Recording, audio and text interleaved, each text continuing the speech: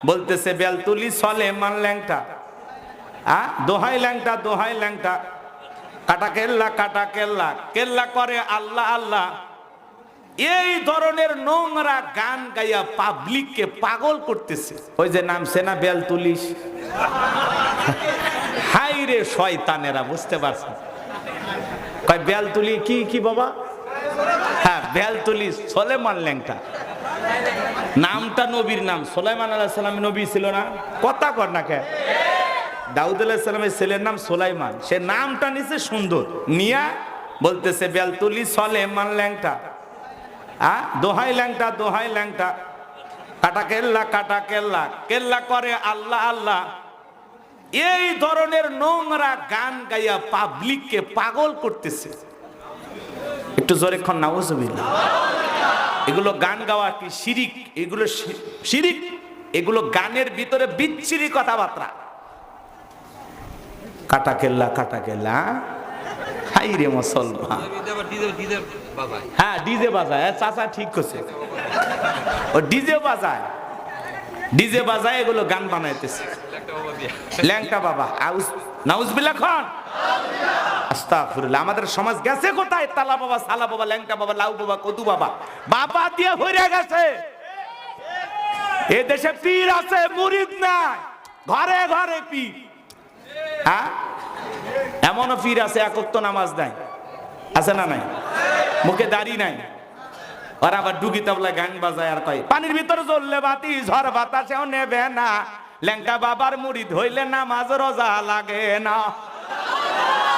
যে পীর সাহেব বলবে নামাজ রোজা লাগে না, পীর না টাটকা শয়তান। কথা বলেন, আছে না নাই? তাহলে ভণ্ড পীর যেখানে, সলেমান ল্যাংটা যেখানে, আল্লাহ আমাদের হেদায়েত দান করুন। আর একটু জোরে কোন আমিন, আর একটু জোরে কোন আমিন। কি অবস্থা! পীর সাহেব যদি ল্যাংটা হয়, মুরিদের অবস্থা কি? আর তো গায়ে চামড়া থাকার কথা না। পীরেরই যদি কাপড় না থাকে, মুরিদের থাকবে? এই সমাজ এগুলো চলতেছে। আমরা কোনো ভণ্ড পীরের কাছে যাব না। পীর ছিল শাহজালাল, শাহপরান, শাহ মাকদুম, বাইজিদ বুস্তামি, আব্দুল কাদের জিলানী, খাজা মঈনুদ্দিন চিশতি রহমতুল্লাহ আলাইহি, রংপুরের কেরামতুল্লাহ, বগুড়ার শাহ সুলতান, রাজশাহীর শাহ মাকদুম, বড় বড় আল্লাহ ওয়ালাদের কারণে দেশে ইসলামের প্রচার প্রসার হয়েছে। আল্লাহ বলেন ওয়াকুনু মাস সাদিকিন, তোমরা সত্যবাদীদের সঙ্গে হও। যে পীরের পা থেকে মাথা পর্যন্ত নবীর সুন্নত দিয়ে ঢাকা, যার চেহারার দিকে তাকাইলে আল্লাহর কথা স্মরণ হয়, যে পীর নিজের ইমামতিতে মুরিদদেরকে নামাজ আদায় করে, ওটা হলো পীর। আর এখন বের হয়েছে ডিজিটাল ক্ষীর, গাঁজা খায় মুজদারি লাল বানাইছে, টর্চ লাইট মেরে মুখ কই খুঁজে পাওয়া যায় না।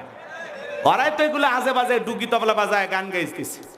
আস্তাগফিরুল্লাহ, নাউজুবিল্লাহ। জোরে কোন, আরেকটু জোরে কোন নাউজুবিল্লাহ।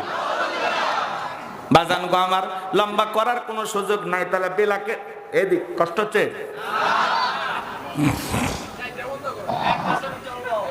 কয়টা কয়টা? বাপ রে বাপ। আমার ভাইয়েরা এদিকে তাকান বাজান, হযরত বেলালের মতো আশিকে রাসূল হওয়া লাগবে বাজান। বেলালের নির্যাতন জুলুমের কথা যখন বিশ্ব নবীর কান পর্যন্ত পৌঁছে গেল, নবী তখন ডেকে বলা কর, আমার বেলালের কষ্টের কথা আমার আর সহ্য হয় না, যাও যাও তুমি আমার বেলালের জন্য একটা কিছু করো। হযরত আবু বকর সিদ্দিক রাদিয়াল্লাহু তাআলা আনহু কয়েক গুণ দাম বেশি দিয়ে গোলামের জীবন থেকে হযরত বেলালকে আজাদ করলেন, মুক্ত করলেন। বলুন আল্লাহু আকবার। এই যখন ইসলামের অবস্থা, একদিকে সন্তান হারানোর ব্যথা, কাফেরদের সমালোচনা, অন্যদিকে সাহাবা ইকরাম যারা ইসলাম ধর্ম গ্রহণ করে, কাফের বেঈমান তাদের উপর নির্যাতন জুলুমের স্টিম রোলার চালায়। আমার ভাইরা, যে কথা বলতে চাচ্ছিলাম বাজার, এই জন্য নবীজির মনটা ভীষণ খারাপ। নবীর যখন মন খারাপ, নবীকে সান্ত্বনা দেওয়ার দায়িত্ব কার? আমার আল্লাহ ডেকে বলে, জিবরাইল রে, আমার বন্ধুর মা নাই, বাবা নাই, আমি ছাড়া আমার বন্ধুর কেউ নাই রে জিবরাইল। আমার বন্ধুর মনটা হয়েছে ভারী, আমি আল্লাহ সইতে নাহি পারি। লাহু মাহফুজ থেকে সূরা কাউসার নিয়ে যা আমার বন্ধুর উপরে নাজিল করে তাড়াতাড়ি। বলুন আল্লাহু আকবার। আর একটু জোরে বলুন আল্লাহু আকবার। আমার সোনা ভাইয়েরা, গভীর মনোযোগ দিয়ে কথাগুলো শুনে যান। নবী তখন ডেকে বলেন, আনাস আমার কান্না করার কারণ তোমরা জানো, কিন্তু আমার কি হাসি দেওয়ার কারণ তোমরা জানো না। আমার হাসির কারণ হলো এই মাত্র আসমান থেকে জিবরাইল এসে আমার উপরে সূরা কাউসার নাজিল করলো। বলুন সুবহানাল্লাহ। নবী তখন সাহাবা ইকরামদের সামনে সূরা কাউসার তিলাওয়াত করে শুনিয়ে দিলেন। জবান ছাড়া আরেকবার কি আমার সঙ্গে পড়া যায়? সবাই একটু পড়ুন, ইন্না আ'তাইনাকাল কাউসার ফাসাল্লি লিরাব্বিকা ওয়ানহার ইন্না শানিয়াকা হুয়াল আবতার। আল্লাহু আকবার। আমার আল্লাহ বলেন, ইন্না আ'তাইনাকাল কাউসার। আল্লাহু আকবার। নিশ্চয় আমি আল্লাহ পাক আপনাকে হাউজে কাউসার দান করেছি। এই পৃথিবীর অন্য কোন নবী রাসূলকে আল্লাহ রাব্বুল আলামিন হাউজে কাউসার দান করেন নাই। আপনার আমার নবীকে আল্লাহ তাআলা হাউজে কাউসার দান করেছেন। স্পেশাল ভাবে আল্লাহ তাআলা হাউজে কাউসার গিফট করেছেন। এইজন্য আমার আল্লাহ রাব্বুল আলামিন বলেন, ইন্না আ'তাইনাকাল কাউসার। অবশ্যই আমি আল্লাহ পাক আপনাকে হাউজে কাউসার দান করেছি। এই হাউজে কাউসারের পানি দুধের মতো সাদা, মধুর চাইতে মিষ্টি, পানির মতো ক্লিয়ার। ওই কঠিন কিয়ামতের ময়দানে যেদিন বিচার দিবসে কায়েম হয়ে যাবে বাজান, বিচার দিবসের একদিন হবে 50,000 বছরের সমান। যেদিন সূর্য হাত মাথার উপরে চলে আসবে, মানুষের মাথার মগজগুলো টকবক করে গলবে। যেদিন বেঈমানদের জিহ্বা নবী পর্যন্ত চলে আসবে। যেদিন পাহাড় পর্বত নদীনালা বিল্ডিং ইমারত খাল বিল কোনো কিছু থাকবে না। কুল্লু মান আলাইহা ফান। এই পৃথিবীর সব কিছু আল্লাহ তাআলা ধ্বংস করে দেবেন। ওই কঠিন কিয়ামতের ময়দানে যেদিন ভাই ভাইকে দেখে পালিয়ে যাবে, আমার আল্লাহ রাব্বুল আলামিন বলেন, ইয়াউমা ইয়াফিরুল মারউ মিন আখি ওয়া উম্মিহি ওয়া আবি ওয়া সাহিবাতিহি ওয়া বানি।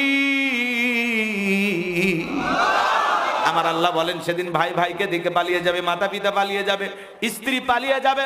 ওই কঠিন কিয়ামতের ময়দানে আল্লাহর আরশের ছায়া ছাড়া আর কোনো ছায়া থাকবে না। ওই ছায়ার ভিতরে আল্লাহ রাব্বুল আলামিন 7 শ্রেণীর মানুষকে ছায়া দান করবেন। এটা হলো কিয়ামতের ময়দানে আল্লাহ তৈরি করা ভিআইপি গ্যালারি। সেখান থেকে আল্লাহর প্রিয় গোলামেরা কিয়ামতের ফাইনাল খেলা উপভোগ করবে। বলুন আল্লাহু আকবার। আর এদিকে মানুষ দলে দলে পানি পানি বলে চিৎকার মারবে, আর বিশ্ব নবীর দিকে রওনা করবেন। আর নবীজি হাউজে কাউসারের পিয়ালানে দাঁড়িয়ে থাকবেন। কিছু মানুষের চোখের সামনে আল্লাহ তাআলা পদ্মার আবরণ তৈরি করে দিবেন। ওই মানুষগুলো যখন কমে যাবে, বিশ্ব নবী তখন ডেকে বলবেন, আল্লাহ সংখ্যায় আমি আমার অনেক উম্মতকে দেখতে পাইলাম, কেন জানি সংখ্যাটা কমে গেল, বুঝতে পারলাম না। আমার আল্লাহ তখন ডেকে বলবে, বন্ধু পাইকারে ধরে আপনি সবাইকে হাউজে কাউসারের পানি পান করাইতে পারবেন না। দুনিয়ার জীবনে 2টি অপরাধ করেছিল যারা, আজকে কিয়ামতের ময়দানে আপনার হাতে পানি পাবে না তারা। কয়টি অপরাধ? মুন্সিগঞ্জের মানুষ ওই 2টি অপরাধ কি জানার দরকার আছে না নাই? আমার দিকে তাকান। হযরত আবু বকর পিয়ালাগুলো নিয়ে দাঁড়িয়ে থাকবেন, এদিক তাকান। হযরত আবু বকর পিয়ালা ভরিয়ে দিবেন, মাঝখানে দাঁড়িয়ে থাকবেন হযরত ওমর। হযরত ওমর নবীজির হাতে দেবেন, আর নবীজি তার আদরের উম্মতদেরকে খুঁজে খুঁজে কিয়ামতের ময়দানে হাউজে কাউসারের পানি পান করায় দিবেন। একবার যদি নবীজির হাতে হাউজে কাউসারের পানি পান করতে পারেন, জান্নাতে ঢোকা পর্যন্ত আপনার আর তৃষ্ণা লাগবে না, তৃষ্ণা মিটে যাবে। বলুন সুবহানাল্লাহ। কারা কারা নবীজির হাতে কিয়ামতের ময়দানে হাউজে কাউসারের পানি পান করতে চান? 2 হাত তুলে আমার আল্লাহকে একবার দেখান। আমার সঙ্গে বলুন আল্লাহ। আমাদের সবাইকে কিয়ামতের ময়দানে নবীজির হাতে হাউজে কাউসারের পিয়ালার পানি পান করার তৌফিক দান করুন। চিল্লা বলুন আমিন। আর একটু জোরে বলুন আমিন। আরো একবার বলুন আমিন। হাত নামান। আমার ভাইয়েরা শোনেন, আমি আপনাদের এলাকায় আসলাম, একটা ছেলের হাতে কিছু চকলেট দিলাম, এক্সাম্পল কথা বোঝানোর জন্য। বাবু, এই যে বাবা, ঠান্ডা ঠান্ডা। এখনকার বাচ্চারা তো কম্পিউটার, থামান কঠিন। থামেন, আমার দিকে তাকান। ওই ছেলেটার হাতে চকলেট দিয়ে বললাম, বাবা ভাতিজা আমার জন্য এক বাদনা পানি আনুম, একটু উজু বানাবো। ওই ছেলেটা চকলেট পেয়ে মারছে দৌড়, মাঝখানে আছাড় খাইয়ে পড়ে গেছে, হাঁটু ছিলে গেছে, রক্ত বের হয়েছে। এরপরেও বদনা ভরে পানি নিয়ে হাজির। আমি তখন বললাম, বাবা এই পানিটা আনতে গিয়ে তোমার কষ্ট হয়েছে, মাঝখানে আছাড় খাইয়ে পড়ে গেছো, হাঁটু ছিলে গেছে, রক্ত বের হয়েছে, ব্যথা মনে পাইছে, কথা কয় না? ওই ছেলেটা তখন বলতেছে, আমি এরকম কত পরে যাই, আমার কিছুই হয় না। ওই চকলেট থাকার কারণে ব্যথাকে ব্যথা মনে হচ্ছে না, কথা বলে ঠিক কিনা? চকলেটের আনন্দ খুশির কারণে পড়ে যাওয়া ছিলে যাওয়ার ব্যথাকে ব্যথা মনে হচ্ছে। আমার কথা কি বলছেন? কিয়ামতের ময়দানে ওই কঠিন বিপদের দিনে নবীজির হাতে এক পেলা হাউজে কাউসারের পানি তকদিরে নসিবে কিসমতে ভাগ্যে যদি জুটে যায়, কিয়ামতের কঠিন দিন আপনার কাছে কঠিন মনে হবে না, আল্লাহ সহজ করে দেবেন। আর একটু জোরে কোন না সুবহানাল্লাহ। অনেকে সুবহানাল্লাহ কইতে চায় না, পকেটে রিজার্ভে রাখছেন, কাল ভাবি সাথে নিয়ে বলবেন নাকি? হ্যাঁ, ভাবিরে সাথে নিয়ে বলবেন। সুবহানাল্লাহ বললে জান্নাতের ভিতরে আপনার নামে একটি গাছ লাগানো হয়।